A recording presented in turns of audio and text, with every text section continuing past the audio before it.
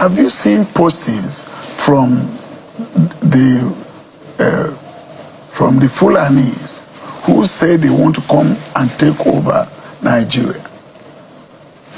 Have you heard the governor of Benue, Bauchi, who said they have invited all Fulanis to come to Nigeria? Have you, and they say all they do is monetize. So I believe, unfortunately, it's my personal belief, that Nigeria should split. It's going to be, it's a hot cake discussion because many people are paying lip service. We are still far. The heading you put on earlier was that unity beyond tribal lines. I do not believe that we have a tribal problem. What we have is a religious problem. And that religious problem can be given in just 2 or 3 examples. There's Boko Haram. What are they about? They want to dip the Quran in the ocean. From time they wanted to Islamize Nigeria, including our former president, who it is public knowledge in the public space that he was the chairman or the negotiating personnel for Boko Haram, although he quickly denied. But what has come out of it? What did our Muslim leaders say when, what was her name, Dorothy in Sokoto? The girl that was killed in Sokoto? Yeah. What did they say? Nothing. We need to first solve our religious problem, remove religion. Deborah, you should say. Okay, Deborah, yes. There's a case in Maiduguri. Why would a man that was defending himself was told to run away? Why was that? Because a sect wants to take over the religion in Nigeria. What happened in, was it Ekiti, where in a church, they went there and killed people. So the problem we have is religion, and it has to do with Christians, pastors who can't talk, who do not have the liver to talk truth, to not just power, to religion. There are people in the north who preach every day that the rest of us are infidels. So, but is it a function of, or is it a malfunctioning of democracy, the religion or religious question? The religious question is a function of greed. But the question is, well, of course, it's your opinion. Yes. We'll put it out there. It's not the opinion of the station in that sense, because we're one indivisible nation, and the Constitution is very clear on our unity in that sense. But let's even piggyback on that. People have also argued that going our ways or our separate ways in that sense doesn't necessarily mean that we are going to be able to resolve our problems, because some of these problems are beyond endemic. So let's even say, come down south, even within states, you can see that, dichotomy. Then you will now know, oh, I'm from this ethnic nationality as against this ethnic nationality. Look at what is going on in Rivers. We can go and go on and on. So do you think that division is really an answer if we want to take it to that extreme? That is not a conversation in that sense. How would that even solve any problem? Okay, first, the biggest problem again is religion. We can resolve ethnic divisions.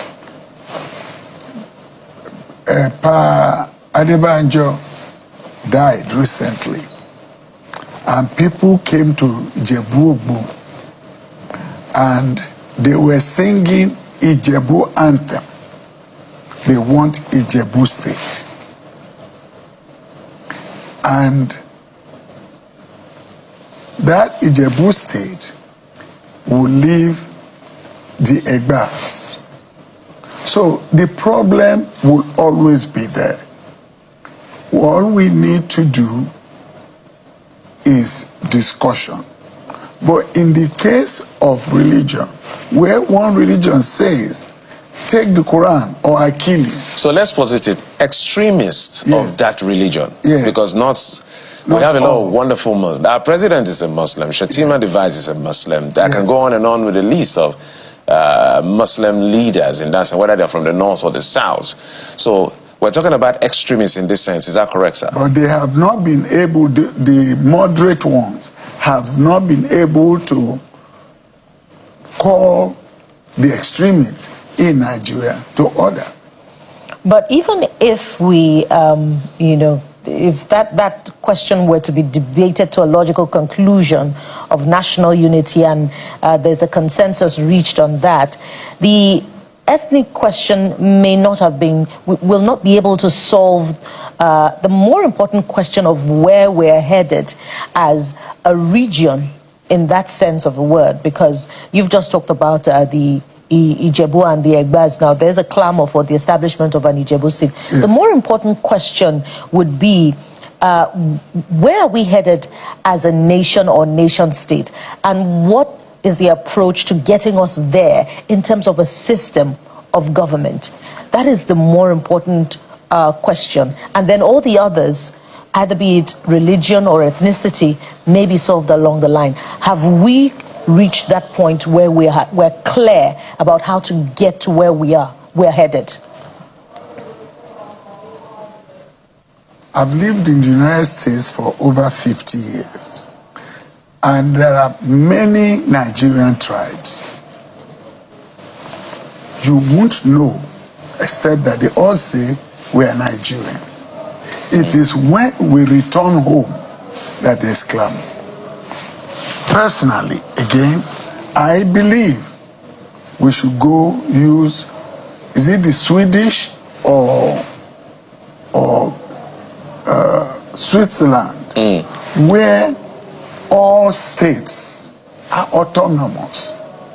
If you look at the advantages of numbers, yes, we have defense.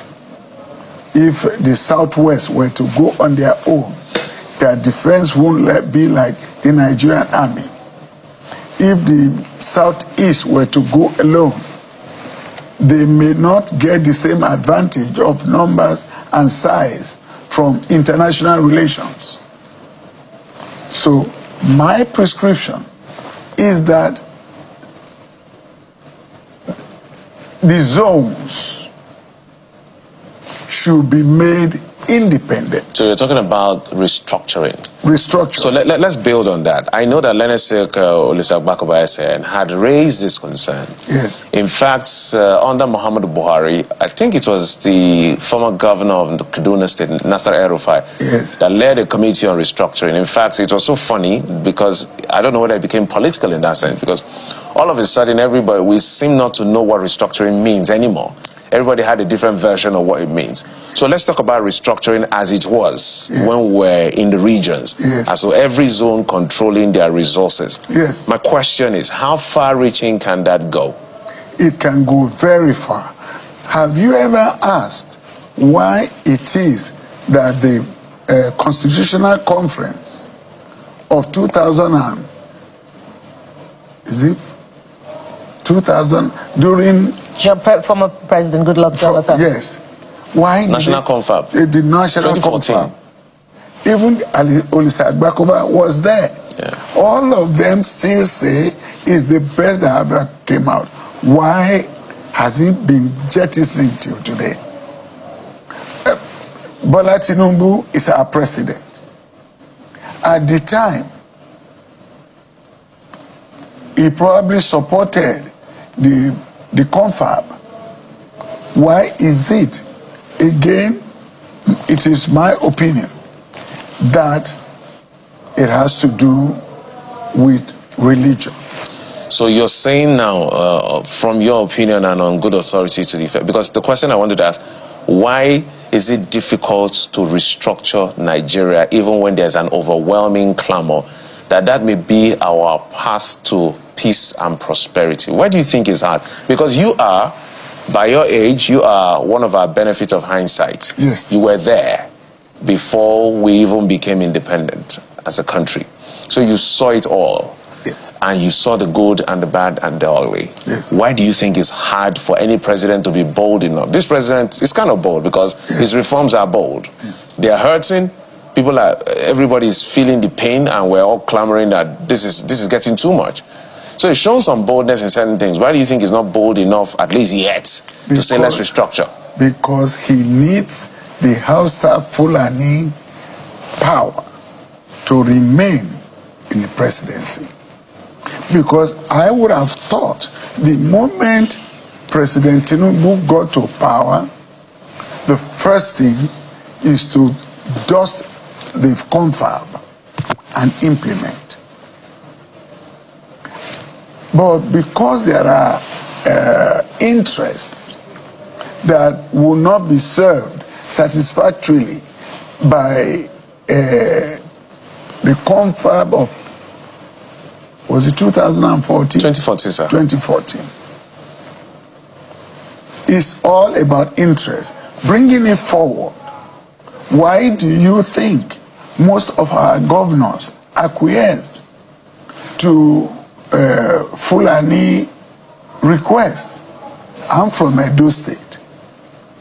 14 people, herdsmen they call them, were in Urumi. And they saw that they had arms. What did the governor do? He quickly put a team together, went to the north to appease them. It won't happen again. No one has ever talked about people who have been disenfranchised, killed on their farms. How many people have we seen go to court, prosecuted for killing people in the southwest, in the southeast? None. And it is open knowledge that all the people that were caught killing from the Fulani side were never prosecuted. The ones that were caught by the police were released by the police. So it's a bigger picture, and what continues to ring in my head is the fact that when I was growing up, I heard of Uthman Danfodio and his followers insisting that it may take 200 years, but they must dip the Quran in the ocean. Well, at the end So of the in day, your own view, we're in a catch-22 situation. Yes. So what would it take, to break the ice, so to speak? What it would take is either the Yugoslavian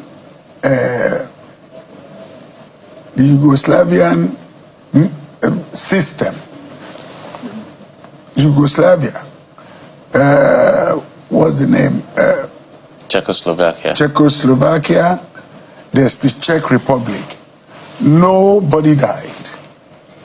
Nigeria's democracy may have survived for over 2 decades, but its structural weaknesses have only deepened. And in my view, the core of this dysfunction lies not in ethnicity, but in religion, particularly the way religion is used as a political tool in the North. While it's politically correct to say Nigeria's problem is tribalism or bad leadership, the truth is more uncomfortable. Northern religious dominance, often led by a segment of the Fulani political elite, has profoundly shaped the country's direction, usually to its detriment. There is verifiable evidence to support this. Groups like Boko Haram, which emerged in the early 2000s, didn't just appear from nowhere. They drew from ideological currents that have long existed in parts of northern Nigeria, a belief in religious supremacy, and the imposition of Islamic law across the country. While most Muslims in Nigeria are peaceful and tolerant, the silence of many northern religious and political leaders in the face of religiously motivated violence has been disturbing. After Deborah Samuel was lynched in Sokoto over alleged blasphemy, for instance, there was no strong condemnation from the region's influential clerics or even its politicians. This silence has been repeated after church attacks and the killing of farmers across the Middle Belt. The Fulani herdsmen crisis offers further evidence. From Plateau to Benue to Ondo, farmers have been attacked, their lands seized, and their communities displaced. Amnesty International and Human Rights Watch have documented these attacks extensively, yet arrests and prosecutions have been virtually non-existent. In many cases, state governors from the south have been seen appealing to Fulani leaders rather than defending their own citizens. It raises the question, why does a segment of the country hold so much political and security leverage? This is not a blanket indictment of all Fulani people. Many are victims themselves, caught between poverty and a system that instrumentalizes them. But there is a pattern, one where violent actors from this group operate with impunity, while victims in other regions are ignored. Restructuring has long been proposed as a solution. The 2014 National Conference, convened under former President Goodluck Jonathan, offered comprehensive reforms, including resource control, regional autonomy, and stronger federalism. Legal scholars, civil society groups, and statesmen across Nigeria hailed it as a blueprint for unity and equity. Yet, the report was shelved. Successive northern political leaders have resisted implementing such reforms, likely because it would dilute their federal leverage, especially on security and oil revenue. Even President Tinubu, once a vocal supporter of restructuring, has hesitated. This suggests that our political survival in Nigeria is still tied to northern power structures. Tinubu's presidency, dependent on a coalition with the north, is yet to revisit the confab or take decisive steps toward constitutional reform. That is telling. Let's be clear, religion in Nigeria should be a private matter. But when one religious identity begins to define public policy, security access, and political relevance, it ceases to be benign. The Nigeria we have today cannot be sustainable if religion continues to determine who has access to power, who gets justice, and who is heard. We must separate state from sect, and until moderate voices in the north actively confront the extremists within their fold, rather than stay silent, we will be unable to move forward as a nation. This isn't about division or secession, though that conversation is increasingly gaining traction. It's about justice, fairness, and accountability. Whether through regional autonomy, decentralization, or constitutional reform, Nigeria needs a reset. Let's watch the remaining part of the video to hear everything is said. But before that, if this is your first time visiting our channel, please kindly like, share, and subscribe to our channel. Well, it sounds like a long walk to freedom. And one must always posit that we have very great Fulani people, Yes. very great Hausa people. So I want to say that I'm sure you're referring to the extremists Yes. who have given a bad name, just like we have extremists across everywhere around our country. But let's talk about something as we begin to wind down, and that has to do with, someone said, and I don't know whether you agree, so I'm asking you, do you agree, and what do you make of the statement? They said the way the colonial masters, again, we're going back to, let's not blame our colonial masters, but programming is a strong thing. They said the colonial masters, the way the Nigeria is designed to constantly be unstable but will never fall. Does that hit you? Yes, I agree that even the Americans came to the north to ensure that a particular sect is in control of Nigeria. So I agree that there are Western unseen hands in the way Nigeria is run, just like in Burkina Faso, who is fighting to make sure that Westerners does not derail them from progressing.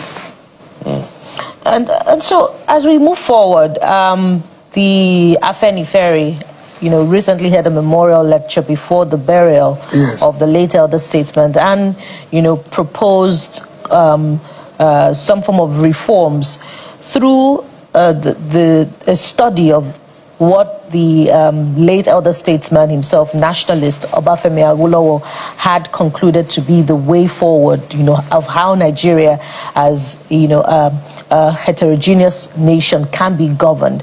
What do you propose to be, the approach to get this document through, for a buy-in, to secure a buy-in of the National Assembly as a way forward?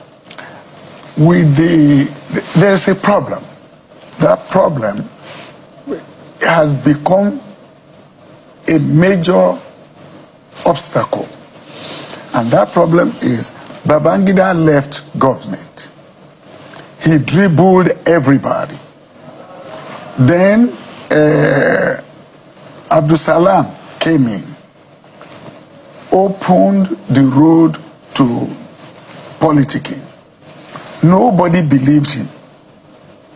So what you have are criminals, because the original politicians who wanted to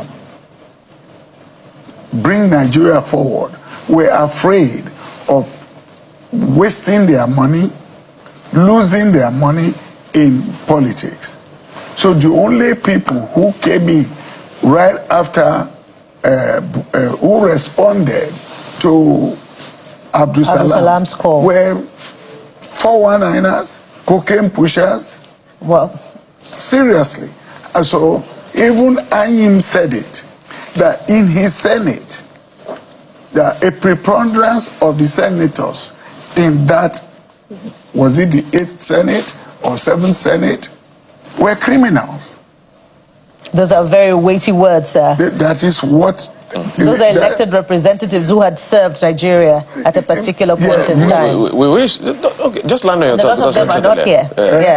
Because those are weighty allegations that need to be substantiated. It has been said in the open. You've never heard it? We're listening to you, sir. You've heard that most of our